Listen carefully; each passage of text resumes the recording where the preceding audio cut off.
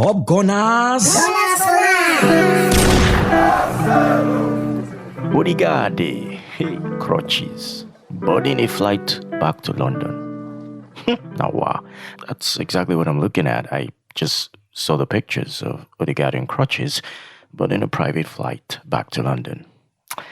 This is why I hate these pointless international games during the season.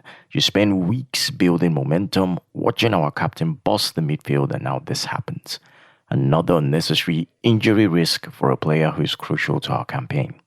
We lose players to matches that don't matter to our season, risking form, fitness, and everything in between. I'm not gonna lie, give you, it's frustrating.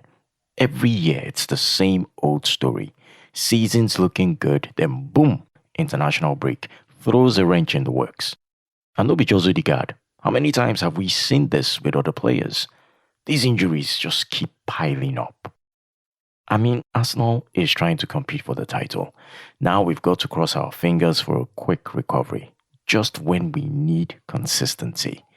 Our captain goes down because of a meaningless game. International breaks during this season are a curse for club football, period.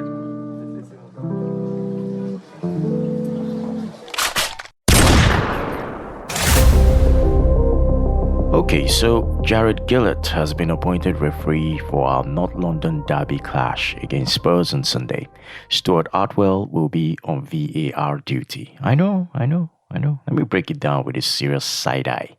How does the FA keep recycling the same names for big names, or rather for big games like this? It's as if they want controversy. I mean, Gillett, who's had his share of questionable calls, and Attwell on VAR. These two together sounds like a potential disaster waiting to happen. And make we no forget what's at stake here. A derby, the North London derby. And they think this duo is going to handle that pressure? I'm not even sure how we're supposed to trust VAR with Attwell overseeing it. VAR itself is a whole other rant. But when you put someone like Attwell in the mix, you've already set the stage for something utterly ridiculous. Does anyone else feel like we're always drawing the short straw when it comes to these appointments? Brace yourselves, fam. Something tells me the game might end up being more about the refs than the football. Exciting, no less.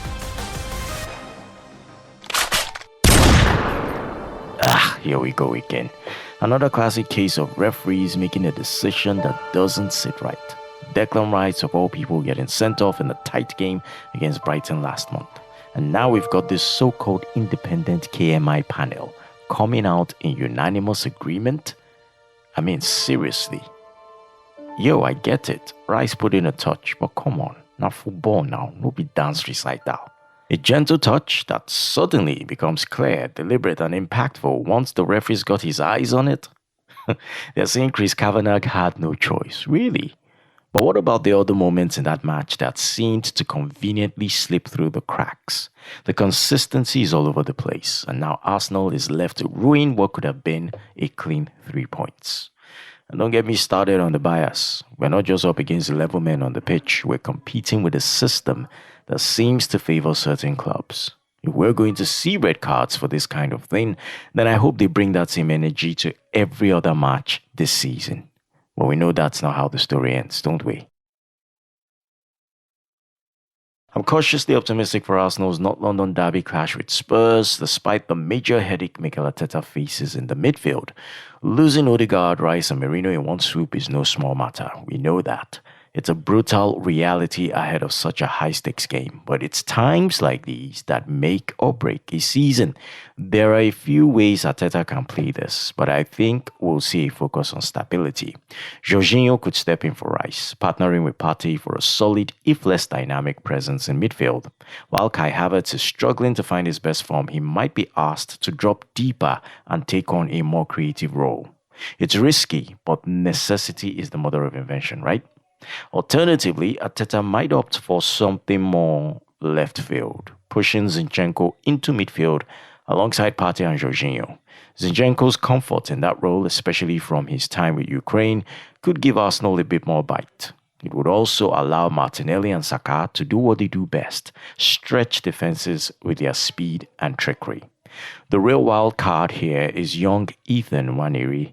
With whispers of him being the next Wilshere or Fabregas, Arteta might throw him into the fire. It would be a huge call, but what better stage to announce yourself than in a North London derby? Regardless of who steps up, the defense has to be rock solid. Saliba, Gabriel and White must be at their best to keep things tight at the back, especially with Spurs in decent form. I'm nervous, but a little part of me thinks this adversity could bring out the best in Arsenal.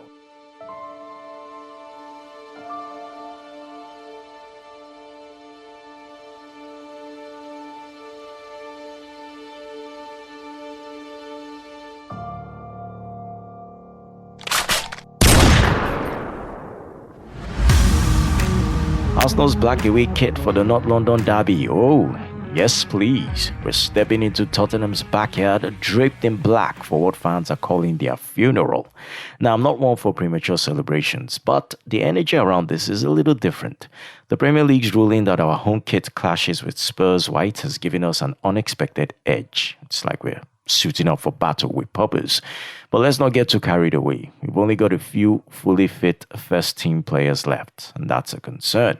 The injuries have piled up, yet this is the kind of game where unexpected heroes emerge. The hype is real, and it feels like more than just a kit choice. We're wearing black, and we're ready for war. You good guys dress in black, remember that, just in case we ever face to face and make contact. The title...